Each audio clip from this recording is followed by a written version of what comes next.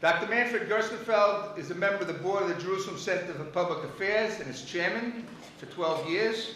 He's published more than 20 books on political issues, Jewish public affairs, anti-Semitism and Israelism, as well as environmental issues, and his books have appeared in 7 different languages.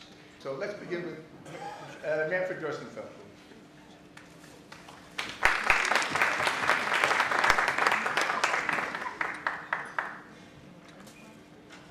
Good afternoon. Let's assume that I was invited 450 years ago to lecture on my subject. Would have taken me a few minutes, because what would I have said? I would have brought a Catholic priest, and he would have said, "You are the killer of God, the Antichrist. Your descendants are eternally responsible for the killing of our Lord." The medieval Christians saw the Jew, as Trachtenberg says, a sorcerer, a murderer, a cannibal, a poisoner, a blasphemer. And as Protestantism was already on its way 450 years ago, I would have also brought a Lutheran pastor. And he would have said, Luther in his book about the Jews and their lies, he wrote that Jewish homes must be broken down and destroyed. Jews should be housed in stalls and their books taken away. Their rabbis must be prohibited from teaching on punishment of death. He also accused them of wanting to kill Christians, executing ritual murderers, and poisoning wells. In 5 minutes, if you were in the audience then, you would have understood what we're talking about. Today we are at the opposite end of the scale. The period we live in is called Postmodernity. It is characterized by a huge fragmentation of everything and major confusion. That means that it would take me several hours to do a decent presentation on the subject. There is one, however, very important thing today, which also affects the European Union, in what happened. My friends who are experts on early Judaism and Christianity say, if you read the New Testament, it is basically a very, very favorable book toward the Jews in general. The number of hate and incitement texts in the New Testament are very limited. Yet, the limited number of hate texts has dominated history. Incitement is infinitely easier than all the positive things. So we have heard here that the European Union plays a marginal game on the incitement against the settlements. It's nothing compared in our economic context. But the impact of the incitement can be infinitely bigger than all the positive Horizon programs and so on. Now, a few years ago it was very difficult to give this talk because we were speaking about anecdotes. We now have studies. So let me rapidly run through a couple of major studies. The first one is the Anti-Defamation League 2012, and that is a study where you ask randomly in a number of European countries questions where you can see whether these people support anti-Semitic stereotypes. Here you have the 4 key anti-stereotypes which the ADL considers, and the ADL says if you support 3 of them, in fact you are an anti-Semite. Jews are more loyal to Israel, to the country they live in. Jews have too much power in the business world. Jews have too much power in international financial markets. Jews still talk too much about what happened to them in the Holocaust. Let's look at the figures. If I manage to get this thing up. Now, before I do that, you have already heard it, 500 million Europeans. We don't count underage people. We spoke about 400 million Europeans, so we can put to the percentages, which I'll show, we can put numbers. No. Okay. How many people are there anti-Semites, supporting anti-Semitic stereotypes in Europe? What Ephraim already said, obviously Eastern Europe is worse than the rest, but Spain is also pretty bad. If you do the calculations, you average it. I'm not going to say, you speak here about, say, at least 20-25%. You have today 100 million people in Europe who support anti-Semitic stereotypes. Now, the classic thing is, of course, the Jews have murdered Christ. The Catholic Church dropped that 50, 60 years ago. How many people still believe this idea that the Jews are responsible for the death of Christ? You see here the figures. We are, interestingly, Poland, 46%, 90% of the Poles are Catholics. So in a country where the Pope has already said, and the official church, and the Catholic Church is not Protestantism, the Catholic Church is a hierarchical organization, 60 years later, still almost half the Poles believe that. And you have in Europe, after all what happened, the Shoah, you have in Europe 80, 100 million people who still believe that. Now this is one of the most criminal ideas which exist, because no society can survive if you keep the children responsible for the acts of their parents. Imagine post-war Germany, if you had held the children responsible for what their parents did. Von Weizsäcker would never have become president because his father was a war criminal. But it was worse in Germany because Heidegger, who was a convinced Nazi, became one of the leading philosophers of Europe. Now here you speak people, holding people 50, 100 generations later responsible for what their ancestors never did, because the Jews could never kill Jesus, because only the Romans could do so. So you see, this is a basically criminal idea which is still widespread in Europe. Now, the ADL also asks, is your opinion of Jews influenced by actions taken by the State of Israel? So you do a question on people who are French citizens, who have no vote in Israel, and their actions are viewed as a function of a state which is a couple of thousand kilometers further.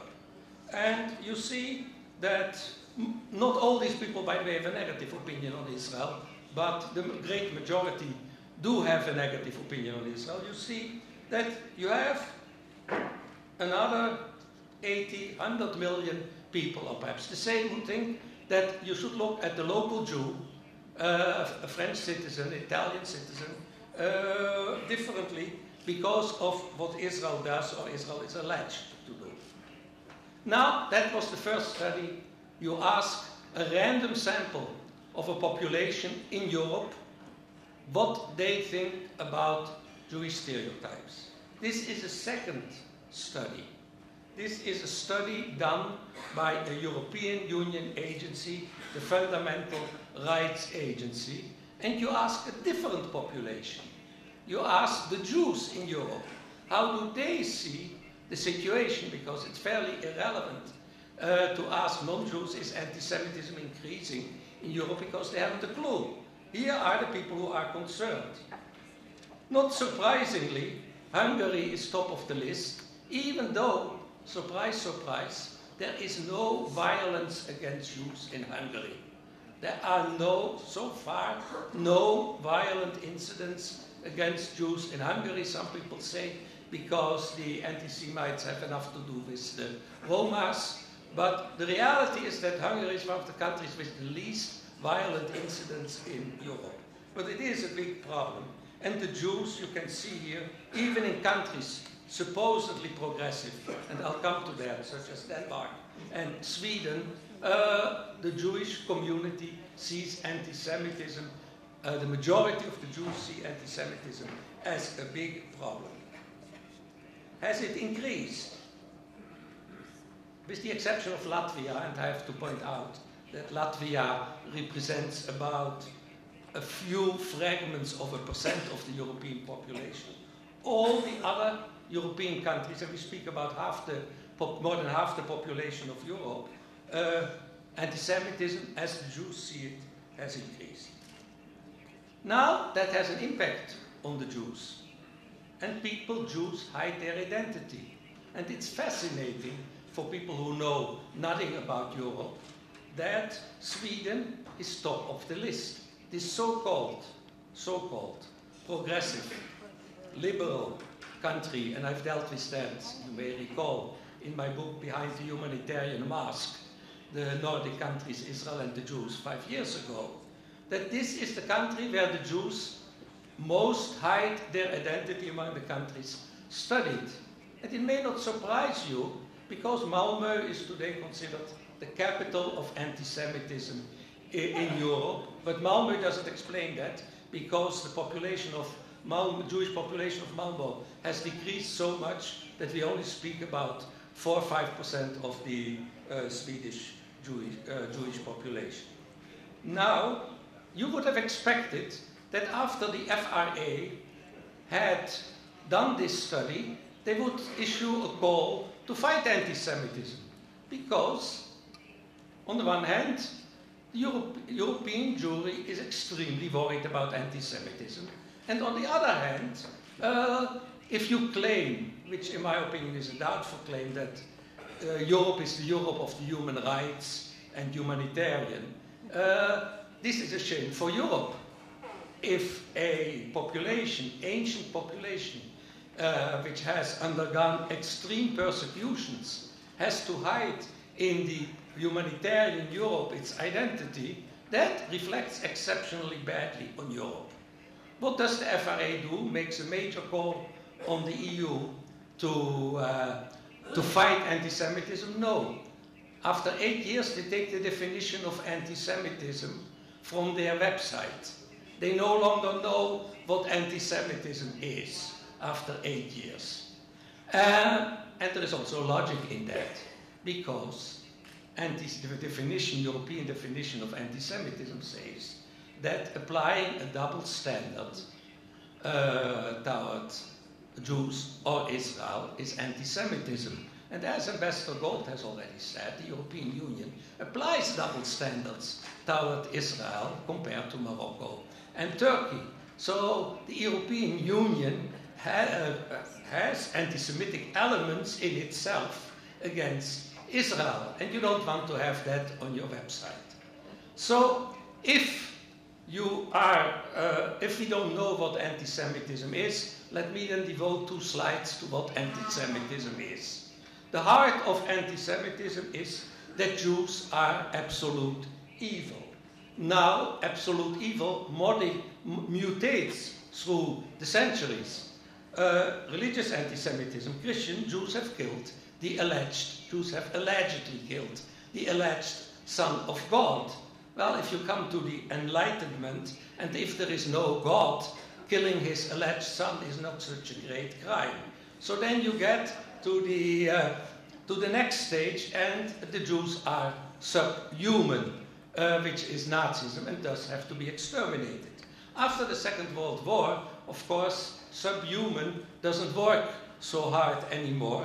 So you get a new idea on Israel is a Nazi state.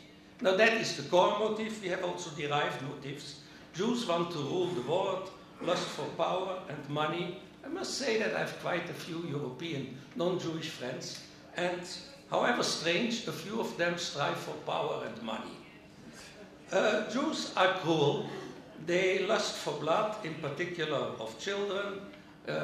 Most of you who keep our traditions know that we always use Christian blood in our matzahs, and that shmura matzahs are with children's blood. Jews are poisonous, and Jews are inferior or subhuman. Now let's see a third type of study. What do we know about what its statements Europeans are willing to agree about Israel?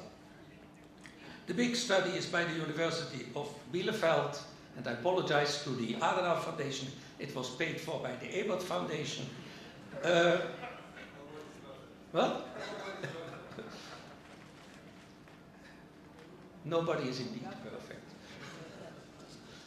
Israel is conducting a war of extermination against the Palestinians.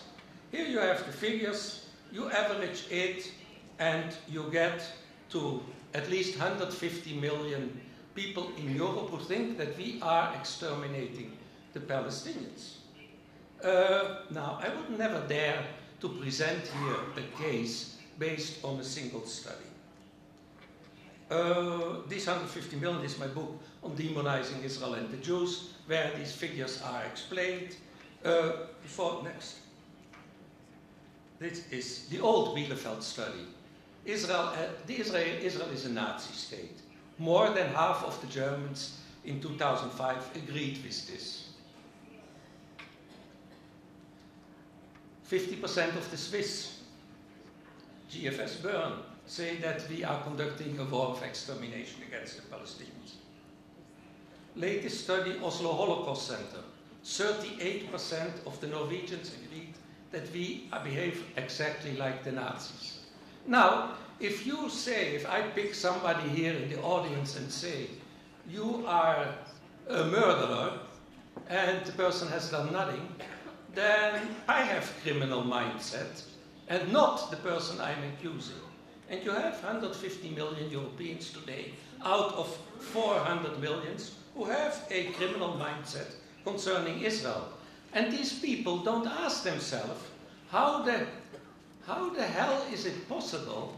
It took the Germans about 3 years to get the Jews out of the public domain. In Belzec, Treblinka, Sobibor, 3 camps, 2 million people, mainly Jews, were destroyed, exterminated in 2 years. Technology, as we have heard here already, has greatly advanced. How come that you see so many Palestinians on the European TV stations if we exterminate them?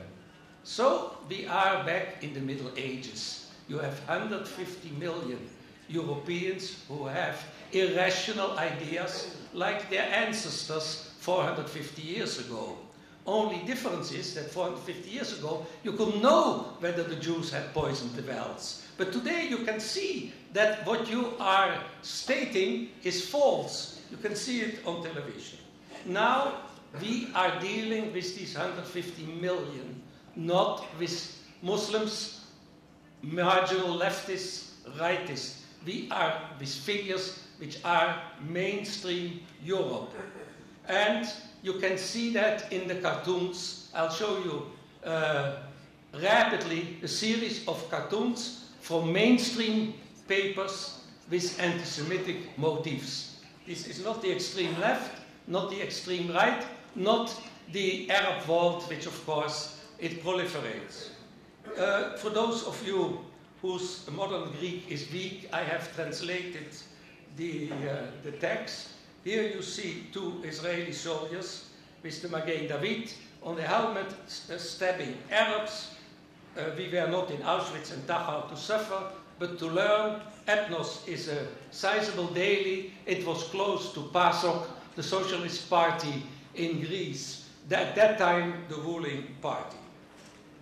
This is not the European Union. This is Norway, 3rd largest paper, left-leaning, Dagbladet, Sharon as a Nazi. Olmert as a Nazi, same paper. Buchenwald compared to Gaza, same paper. Süddeutsche Zeitung, one of the large quality national papers in Germany, could have been medieval, Israel as a demonic figure. This is not a very big paper, Labour Party paper in Norway. Sharon as a devil, Hamar Arbeidersblad.